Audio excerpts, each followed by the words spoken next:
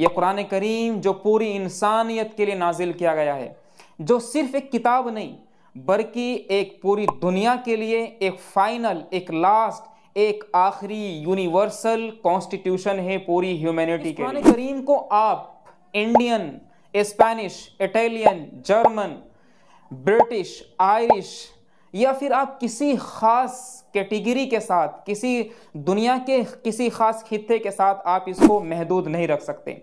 दरअसल ये कुरान करीम नाजिल किया गया है आलमीन के लिए। वमा अरसलनाका इल्ला रहमतल लिल आलमीन।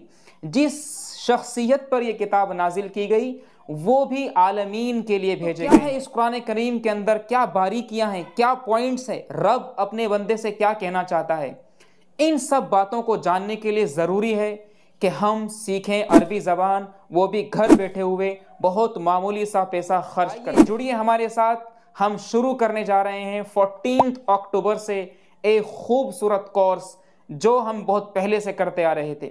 इस कोर्स में आपको 1-to-1 मेंटरशिप के साथ डेली बेसिस पर कंडक्ट की जाने वाली क्लासेस के नोट्स पीडीएफ की शक्ल में मिलेंगे। वहीं आपको रिवीजन पर्पस के लिए रिकॉर्डेड लेक्चर्स मिलेंगे। वहीं डेली बेसिस पर आपकी स्किल के डेवलपमेंट के लिए आपको होमवर्क मिलेगा जो साथ ही साथ चेक करके फौरन आपको व्हाट्सएप के जरिए वापस किया जाएगा। तो जुड़िए हमारे प्लेटफॉर्म से।